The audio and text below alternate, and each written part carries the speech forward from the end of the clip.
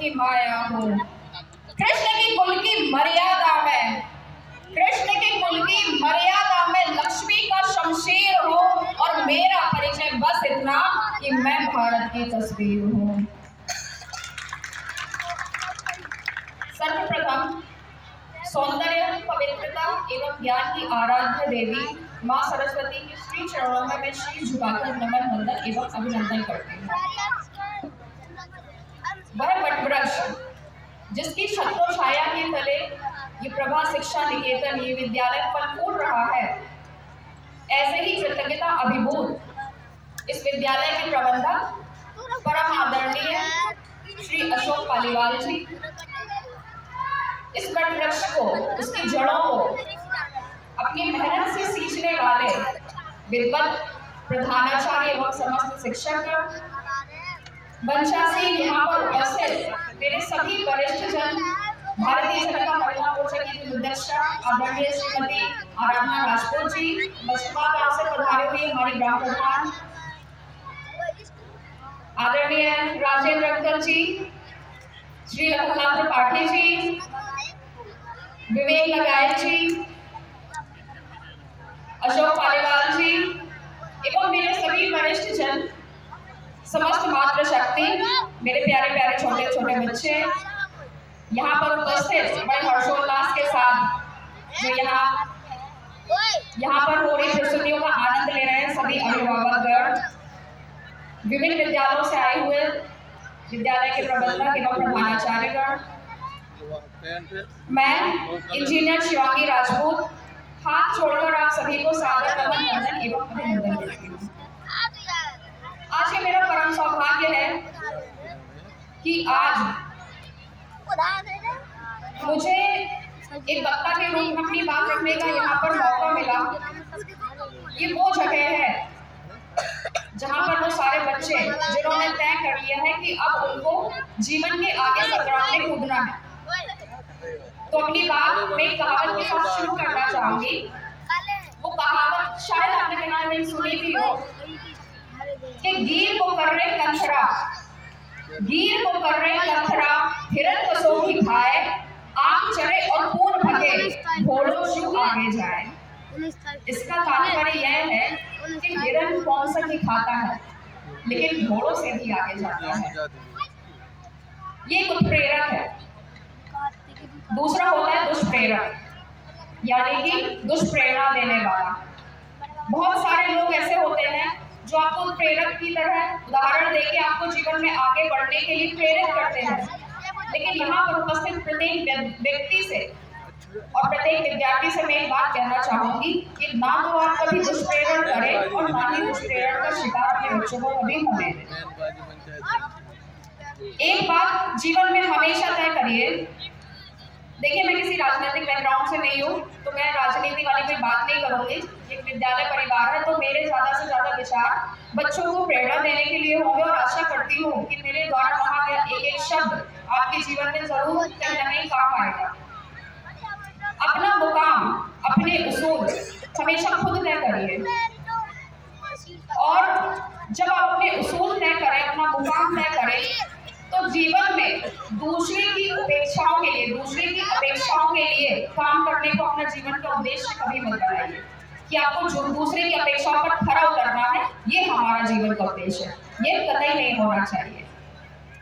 एक छोटी सी कहानी आती है कि एक बार एक दुकानदार था जो रात के समय दुकान बंद करने ही वाला था कि उस समय वहां पर एक कुत्ता आ जाता है।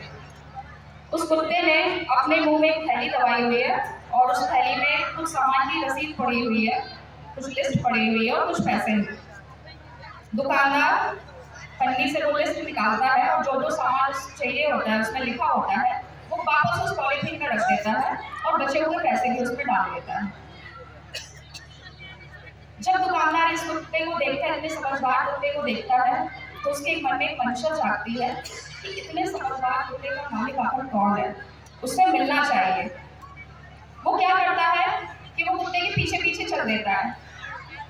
कुत्ता बस स्टॉप पर पहुंचता है, बस आती है, बस रुकती है, कुत्ता बस में चढ़ जाता है, दुकानदार भी उसके पीछे चढ़ जाता है।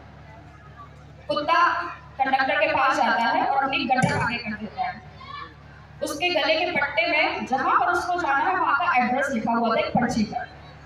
कंडक्टर टिकट उसके पट्टे पर वापस लगा देता है और जो बचे हुए खुले पैसे थे, जो भी पैसे थे, वो वापस उस पट्टे पर रख देता है। दुकानदार ये सब कुछ देख रहा था। स्टॉप आ जाता है, कुत्ता आगे आता है और अपनी पूंछ हिलाकर कंडक्टर को इशारा कर देता है। कंडक्टर बस रुकवा देता है, कुत्ता नीचे उतर जाता है और जब वो जैसे जैसे आगे बढ़ता जाता है दुकानदार उसके पीछे जा रहा होता है। जब कुत्ता अपने घर पर, अपने पते पर पहुंचता है, वो पैरों से दरवाजे को पीटना शुरू कर देता है। घर का मालिक आता है और वो डंडा लेकर आता है और कुत्ते को वहीं पीटना शुरू कर देता है। मुझे पता है आपके दिमाग में ये सवाल जरूर आ रहा होगा कि आखिर ऐसा क्यों हुआ। यही सेम सवाल उस दुकानदार के मन में था। जब मालिक कुत्ते को मार रहा होता है, छड़ी से पीट रहा होता है, तो कहता है, बदतमीज कहीं का गधा, चाबी लेकर नहीं जा सकता था, मेरी पूरी नींद खराब कर दी। तो कहानी का निष्कर्ष आप समझे कि जीवन में आपने जितनी भी अच्छाइयां की हैं, जितने भी अच्छे काम किए हैं, अगर आपसे गलती से कभी कोई गलती भी हो जाती है ना, तो समाज, दुनिया, लोग आपकी सारी अच्छाइयां भूल जाते हैं और मात्र उनको वही एक गलती याद रह जाती है। इसीलिए कहा गया है कि कभी भी अपना जीवन लोगों की अपेक्षाओं को पूरा करने के लिए मत जिए। किसी ने सही कहा है कि मांझी तेरी कश्ती के तरफदार बहुत है, मांझी तेरी कश्ती के तरफदार बहुत है, कुछ इस पार मगर कुछ उस पार बहुत है। जिस शहर में खरीदी है तूने शीशे की दुकान, जिस शहर में खरीदी है तूने शीशे की दुकान, उस शहर में पत्थर के खरीदार बहुत हैं। अगर आपने तय कर ही लिया है कि आपको जीवन के संग्राम में कूदना है और जब इस लड़ाई में आपको लगता है कि आपकी जिंदगी अब जलेबी की तरह उलझ गई है, तो क्यों ना चाशनी की तरह उस पर डूबकर उसका मजा लिया जाए। बस ज्यादा समय नहीं लूंगी। एक बात, एक मैसेज मैं अपने सारे प्यारे बच्चों को कन्वे करना चाहूंगी कि बच्चों, एक बात याद रखना कि जिंदगी में कभी गिरावट नहीं आनी चाहिए। एक बार मैं छत से गिरी तो लोगों ने मुझसे कहा कि अच्छा हुआ तुम छत से गिरी, छत तुम्हारे ऊपर गिर जाती तो। ये वो लोग हैं जो मेरे तरह सतही सोच रखते हैं, लेकिन जो लोग बड़ा विजन लेके चलते हैं, बड़ी सोच लेकर चलते हैं, वो क्या कहते हैं, वो क्या बोलते हैं? वो बोलते हैं ये भी गिरा है, वो भी गिरा है, सब गिरे हैं, ये भी गिरा है, वो भी गिरा है, सब गिरे हैं। अरे मान गिरता है, सम्मान गिरता है और बच्चों की नादानी से खानदान गिरता है।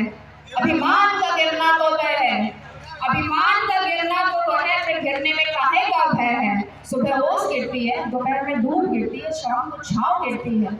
अरे गिरना तो जीवन का कर्म है, फिर गिरने में एक काहे की शर्म है। जिंदगी के हर दौर में, जिंदगी की हर दौर में गिरावट जारी है और आपको तेरे उठने की बारी है। अरे वो तो उठ गया जो फिसल के गिरा था, अरे वो तो उठ गया जो फिसल के गिरा था, लेकिन वो न उठ सका जो नजरों से गिरा था। अरे वो न उठ सका जो नजरों से गिरा था। इसीलिए आपके माँ बाप यहाँ पर उपस्थित है, आपके अभिभावक यहाँ पर उपस्थित है। आप जीवन में हमेशा याद रखिए, कई बार माँ बाप हमें कुछ बात ऐसी बोल देते हैं जो हमको समझ नहीं आती, जो हमको पसंद नहीं आती, क्योंकि आज का समय कुछ ऐसा ही है। मैं भी विद्यालय में अपना विद्यालय देखती हूँ तो कई बार पेरेंट्स आते हैं मेरे पास कंप्लेन करने कि मैम आपने हमारे बच्चे को ऐसा कह दिया, वो खाना नहीं खा रहा है, वो बात नहीं कर रहा है। लेकिन एक बात हमेशा याद रखिए, मैं बच्चों से कहना चाहती हूँ कि आपकी खुशी से बढ़कर एक माँ बाप के लिए जिंदगी में कुछ भी नहीं है। आप खुश रहे और आप रहे, इससे ज्यादा बढ़कर उनके लिए कुछ भी नहीं है। और जीवन में आप कोई भी काम करें, एक बात हमेशा याद रखना कि क्यों सोचे क्या होगा, क्यों सोचे क्या होगा, कुछ ना होगा तो तजुर्बा होगा, कुछ ना होगा तो तजुर्बा होगा। बस कुछ लाइनों के माध्यम से अपनी बात में यही विराम देना चाहती हूँ। और आज मैं अशोक अंकल को, विवेक अंकल को बहुत बहुत धन्यवाद ज्ञापित करना चाहती हूँ। आज वो क्षण है जो मुझे याद दिला रहा है कि आज से 5 वर्ष पूर्व जब मैं इस विद्यालय में पहली बार आई थी, यही पहला मंच था जहाँ से मैंने एक वक्ता के रूप में शुरुआत की और आप सभी ने मुझे इतना सहारा, विवेक अंकल ने, अशोक अंकल और जितने भी सारे श्रोतागण यहाँ पर उपस्थित हुए हैं, शायद उसी का यही कारण है, उसी का ये नतीजा है कि आज फिर मुझे यहाँ पर आने का मौका मिला।